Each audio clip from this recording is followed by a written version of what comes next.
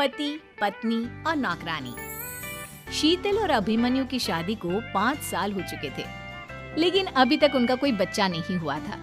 इसकी वजह से शीतल और अभिमन्यु परेशान रहते थे, लेकिन उन दोनों से ज्यादा परेशान थी शीतल की सास, यानी अभिमन्यु की माँ जानकी देवी। जानकी देवी चाहती थी कि जल्दी से जल्दी उनकी गोद में पोता या पोती आ जाए, और इसीलिए वो अपनी बहू शीतल को लेकर एक दिन है कि शीतल के अंदर माँ बनने की कैपेसिटी नहीं है। ये आप क्या कह रही हैं डॉक्टर साहब? कोई तो इलाज होगा ना, कोई दवाई दे दीजिए। देखिए, कुछ प्रॉब्लम ऐसी होती है जिनका कोई हॉस्पिटल पहुंची।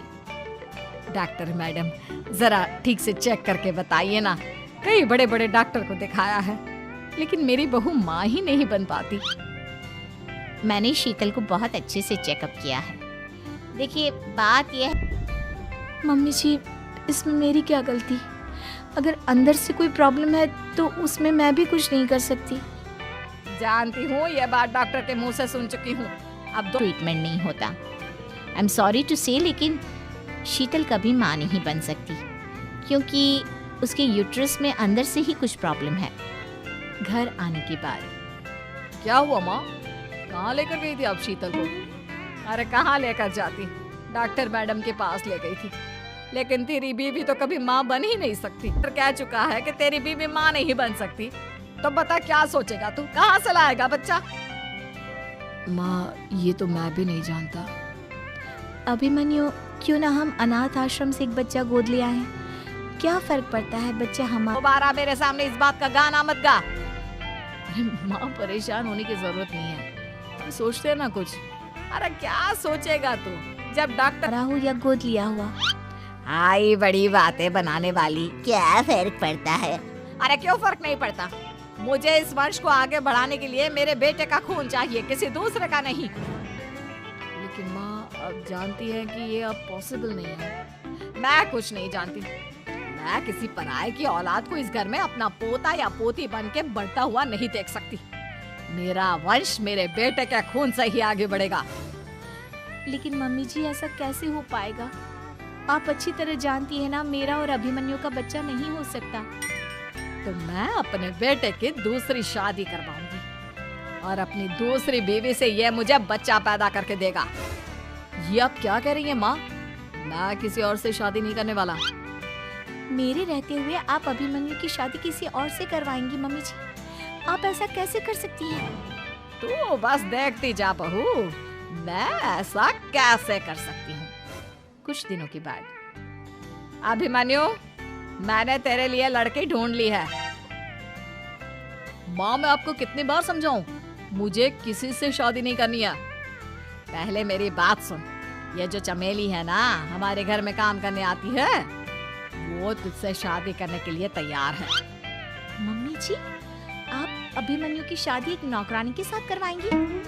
वो इसलिए क्योंकि चमेली दिखने में बहुत खूबसूरत है, बच्चा भी सुंदर ही होगा।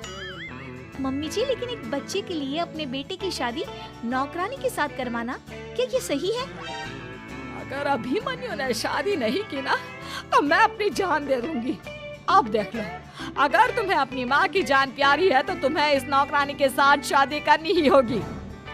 इस तरह जानकी देवी अपने बेटे अभिमन्यु की शादी नौकरानी चमेली के साथ करवा देती है। कुछ दिनों के बाद, नौकरानी से मालकिन बन के तो मजा आ गया। अब तो मैं इस घर की मालकिन हूँ। देखो, अपने आप को ज्यादा मालकिन समझने की कोशिश मत करो। एक बार तुम्हारा और अभिमन्यु का बच्चा इस दुनिया में आ जाए, उसके बाद तुम इस घर से हमेशा के लिए चली जाना। अरे जाओ जाओ, किसी और के आगे बातें बनाना। एक बच्चा तो पैदा नहीं कर सकी। बढ़िया, जाओ जाकर मेरे लिए कॉफी बना कर लाओ। नौकरानी मैं हूँ या तुम? मम्मी जी, देखिए ना, शीतल मुझसे किस तरह से बात कर रही है। शीतल, तुम्हें पता है ना चमेली प्रेग्नेंट है, मेरे बेटे के बच्चे की माँ बनने वाली है। वो जैसा कहती है वैसा करो। लेकिन मम्मी जी, वो मुझे नौकरों की तरह ट्रीट कर रही है। अरे तो करेगी ना, वैसे भी बहू तुम हो किस काम की? एक बच्चा तो पैदा नहीं कर सकती। जाओ अब घर के सारे काम करो और चमेली को आराम करने दो। थैंक यू मम्मी जी, भगवान आपका भला करे। आप नहीं होती तो मैं नौकरानी से महारानी कैसे बनती? देखो, तुम्हें जो चाहिए सब मिलेगा। खूब खाओ पियो मजे की जिंदगी जियो, लेकिन बस मुझे एक बच्चा पैदा करके दे दो। कुछ दिनों के बाद, मम्मी बच्चे के लिए आपने मेरी शादी चमेली के साथ करवा तो दी, लेकिन दिन और रात का चैन मिट गया है। सारा दिन शीतल और चमेली की बहस चलती रहती है। अब शीतल को इस घर में रखने से क्या होगा? मैं तो कहती हूँ उसे घर से निकाल दो, है भी किस काम की। मैं ऐसा नहीं कर सकता माँ, वो मेरी पत्नी है, उससे बहुत प्यार करता हूँ मैं।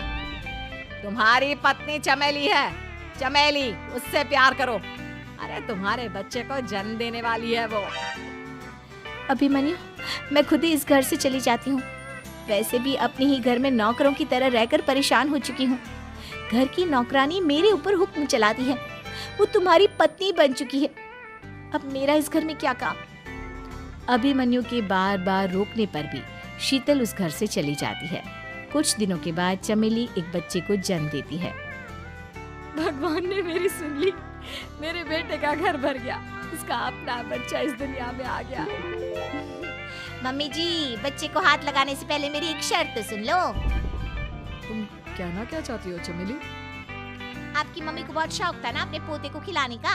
अब देखो, इस दुनिया में हर चीज की कोई ना कोई कीमत तो होती है। तुम अपनी आधी प्रॉपर्टी मेरे नाम कर दो, बच्चा तुम्हारे नाम। अरे लेकिन मैंने अपने बेटे से तुम्हारी शादी करवाई है, अब ये सौदेबाजी कहाँ से आ गई? जो औरत अपनी बहू को घर से निकाल कर एक नौकरानी के साथ अपने बेटे की शादी करवा दे, वो तो सौदेबाजी कर ही सकती है ना। उसका कैसे भरोसा कर सकते हैं? मुझे बस आप लोगों की प्रॉपर्टी चाहिए, उसके बाद ही बच्चे को आप हाथ लगा सकते हैं। मैंने कहा था ना मम्मी, आप गलत कर रही हैं। देखिए उसका नतीजा आपके सामने है। जब शीतल को पता चलता है कि अभिमन्यु और